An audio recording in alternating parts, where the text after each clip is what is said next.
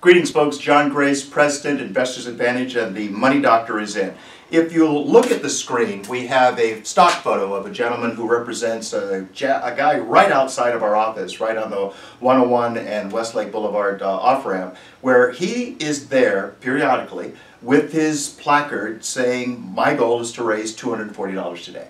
Now, I so respect that I've made donations to him. I don't often donate to the homeless, but this gentleman has a goal, and so it just falls right in line with, do you have a goal? And for the majority of us, the answer is an absolute no. So please subscribe, if you would, right here while we have your attention, and that way we get your feedback and make sure that we're answering the questions that you put forth. And we're going to look at a case study here, but I want to talk about some data from the Center for American Progress, which is really kind of scary. It talks about a large percentage of people are saving nothing for retirement. They don't have a goal. They don't know what they're doing. They're spending 100% of the time. They're totally unconscious. Approximately 31% Americans reported having zero retirement savings and lack a defined benefit or pension plan.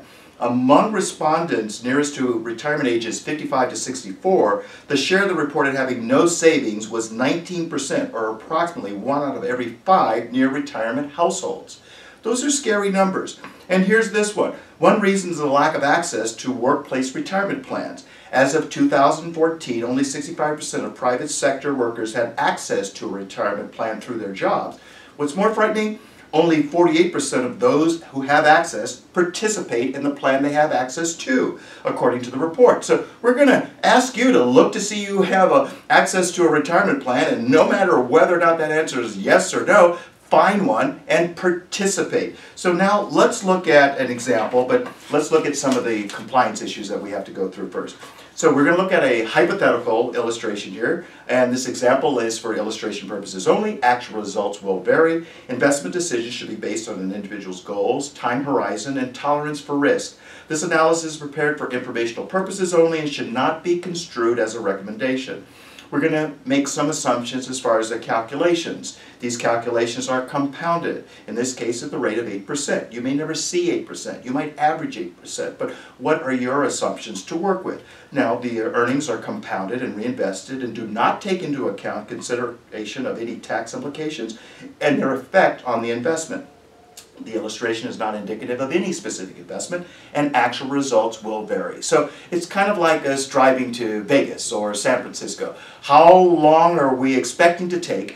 And that will give us an idea how much fuel we will need to have and how much time it will take. But, you know, sometimes it's those unexpected occurrences that make the journey more interesting. And notice we don't wait for all the lights to turn green, letting the motor run in the driveway before we take off on our journey. Part of the adventure is finding those things that happen, and that makes probably the whole journey a lot more interesting. So we're going to look at a millennial for our case study at this time, and we're going to assume this young lady is 23 years old. She's making good money, $5,000 a month, and what she wants to do is replicate that. In other words, in 40 years, when she turns 63, she'd like the equivalent of $5,000 in 2015 dollars. If inflation is 3%, as you can see here, that tells us that she will need $16,310 a month to buy what $5,000 buys in today's dollars. Again, the inflation number is going to change, so you have to stay on top of those changes on an annual basis so that you can see if you're on track or make adjustments so that you might get back on track.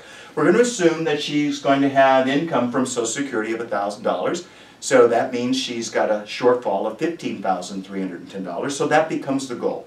Now the question becomes, if we're assuming a 4% withdrawal rate, say that's our withdrawal speed limit, what amount of money will we need to accumulate between now and then? And the answer is $4.5 million, and that's assuming that she gets an 8% return. Again, the return rate is going to change, just like everything in life. There's no guarantees whatsoever. But we've got to make some assumptions, at least so that we can see if we can play the game, because at the end of the day, that's what it's all about, getting in the game, playing the game. There's where the satisfaction comes. Now, given these assumptions, and they will change, and she has to monitor those changes, it means setting aside $1,477 a month. If she were to just say win a lottery or receive an inheritance, and she were to take about $211,000 and put that to work over the same 40-year period at 8%, that's another way for her to perhaps receive $4.5 million, and now she can see that she's reached her goals. So the question becomes, what are your goals? What are you doing towards your financial success? We're suggesting that you have the will, have the courage to plan your financial success. And with that, John Grace, the Money Doctor, is out.